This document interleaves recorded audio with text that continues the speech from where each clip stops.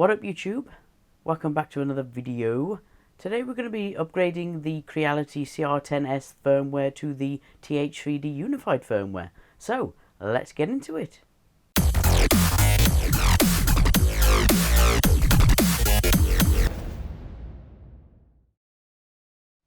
So the main advantage of upgrading your 3D printer firmware is mainly more features and, more importantly, more safety features, because I think a lot of the Creality, the older ones or whatever, didn't actually ship with many of the safety features turned on, so it's obviously really important to get that sorted. Also, if you have an auto bed leveling sensor such as the TH3D Easy ABL, you'll need a custom firmware to be able to use that, because the actual Creality one doesn't support that.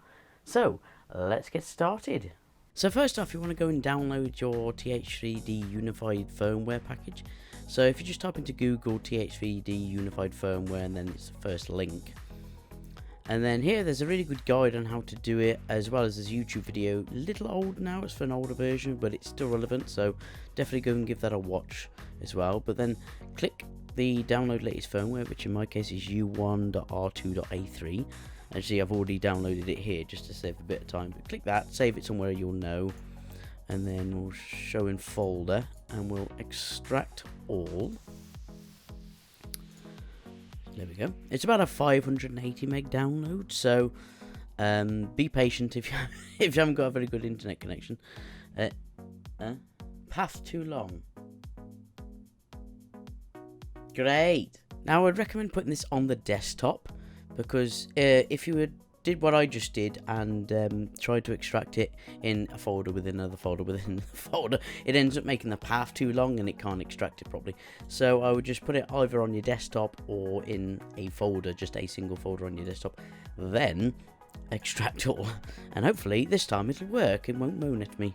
But yeah, like I said, it's quite a large file, so it'll take a moment to extract, so I'll come back when it's done. But there we go, there's our firmware extracted. So if we go into the TH3D UF-R2 folder, then look for firmware, and then TH3D UF-R2 again, and then I found the best way to find the folder, the file we're looking for, is to just type th while selected something in that folder, and you'll see a TH3D UF_R2.ANO, and this is the sort of Arduino environment. So if you double click that, it automatically has the Arduino coding package, whatever it's called, in it already. So if you click it, it should just open up its own sort of instance of it then. If you get a firewall, just I enable for both, but this is personal preference. You definitely want it to be enabled at least for private networks, because it can access the internet to do certain things. This is the TH3D UF-R2 firmware. Now, unlike other versions of Marlin, it actually has its own configuration.h file, and it's sort of its own structure. So if you go to configuration.h, you'll see it's a little different to maybe if you were expecting other versions of Marlin. But there's some steps of what you need to do here. We'll select the board and everything in a moment, but for this section you want to look for your particular printer. So in my case it's the CR10S, and that is normally down in the Creality section right here, Creality printers. And then you've got the regular CR10, and then you've got the CR10 mini, CR10S4, CR10S5, but you've got its own section for the V2, but it's specifically the CR10S options we're looking for. So in your case, it will be whatever printer you're using. So if we uncomment, which I mean, when I say uncomment, is just delete those two little slashes, and then this means this line of code will be read by the program.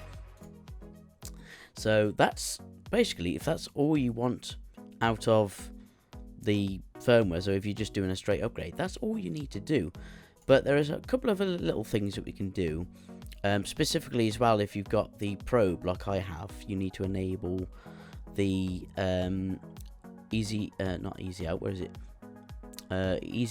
probe mounts.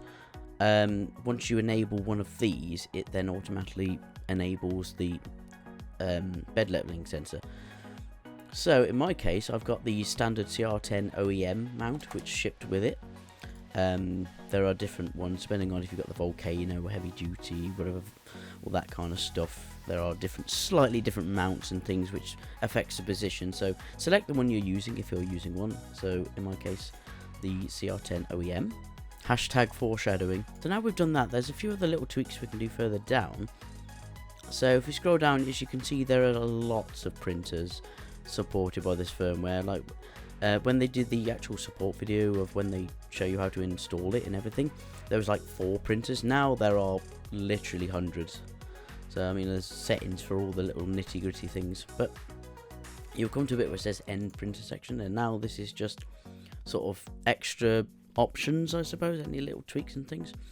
So here under the Easy ABL Advanced settings, this is the auto bed leveling sensor. By default it's 3 points, but I like to bump this up to 5. Well, I actually used to use 4, but it recommends with the newer versions that you stick with odd numbers, and I'm assuming this is just so you get the closest point to the actual center of the bed covered as well as everything around it, because if you had an odd number then it wouldn't line up with the center of the bed and you might have some sort of discrepancy. If I had to guess, that would be what it's for. But so I'm going to bump this up to 5. This is just personal preference for the CR10 because it's quite a big bed. It doesn't really matter how much you push this up to, it's just going to take a hell of a lot longer if you say 27 points or something ridiculous. But we'll move on down here. So here's one thing I wanted to change on my printer. At the moment with the current version, I had this set to 50 because I had the binder clips. But I actually found that it was a little bit like too far out. Sort of inside the middle of the bed. I think it could be a little bit farther out without interfering with the binder clips. So I'm actually going to split the difference and going to try 40 with this. So it's a 40 around the edge, and that will give us a bit more accuracy. I'll let you know sort of later on in the video if this turns out to be a good idea or not. So the rest of these settings are all sort of other things that are being directed to by support if there's sort of any little issues or problems and things like that, or general tweaks. But for the CR10S, none of these are really relevant to us. This is only if you use, if you had a custom probe and you were using it with the like a custom mount, you were using it with the software, you could then define the position of this. Obviously this isn't needed, and there's a really good guide on TH3D Firmware on their YouTube channel on how to do this as well, so I'll link all that in the description anyway. Okay, now we're on to some of the extra features and tweaks, and I don't really do anything in here apart from just me being vain, I guess. There's a here we are, there's a use your own printer name, and I like to change this to something like that. So this will be displayed on the screen as it's scrolling across. So you'll see that when we update the firmware and stuff. I've already done this once.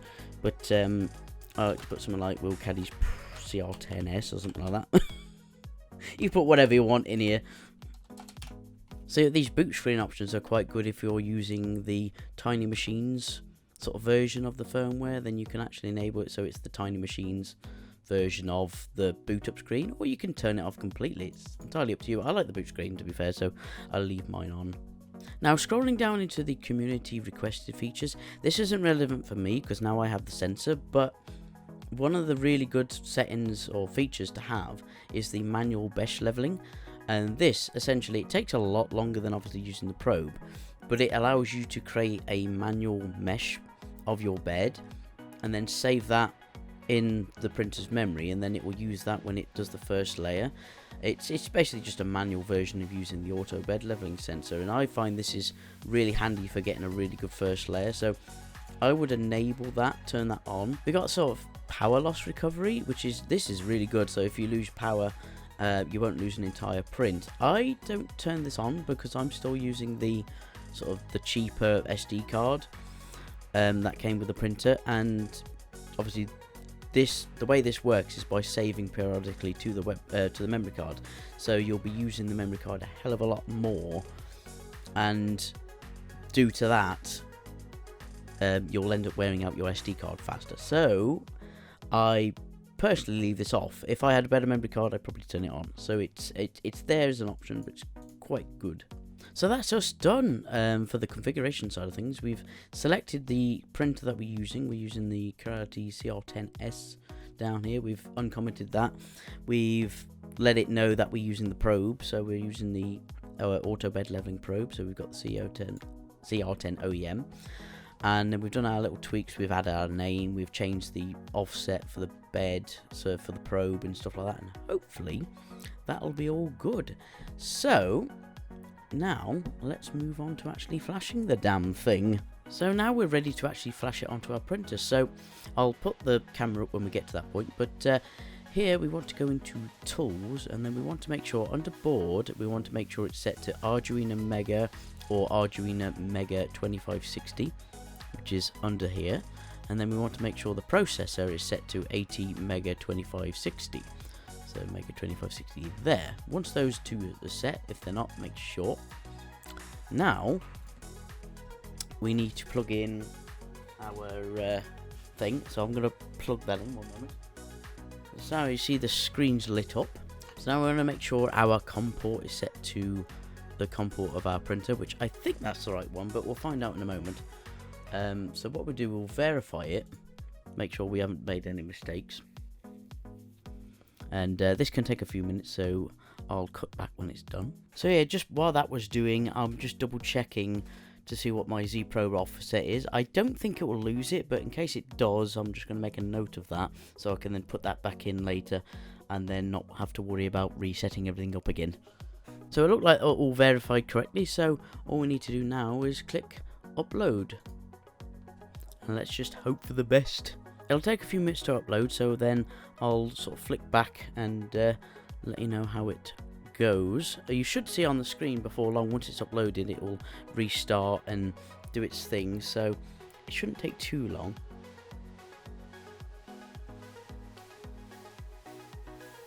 There we go, it says done uploading. I was too slow looking at the thing, so I'm just going to verify that it actually worked.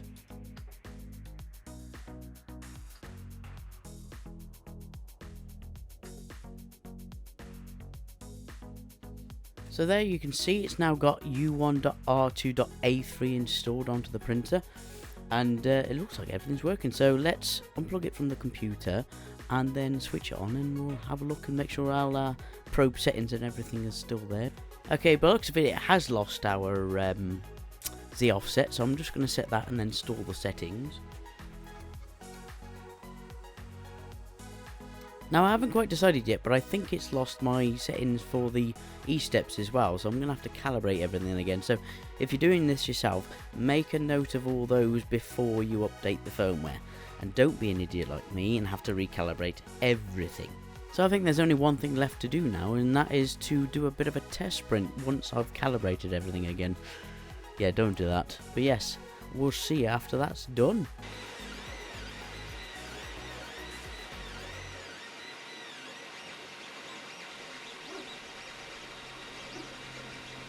So there we have it, there's the firmware all upgraded.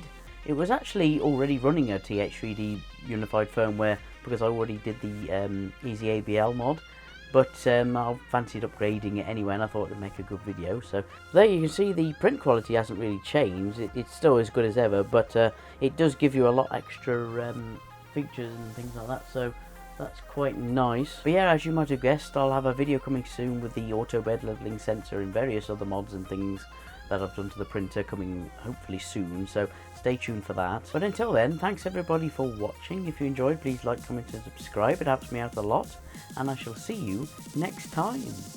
Ta-da!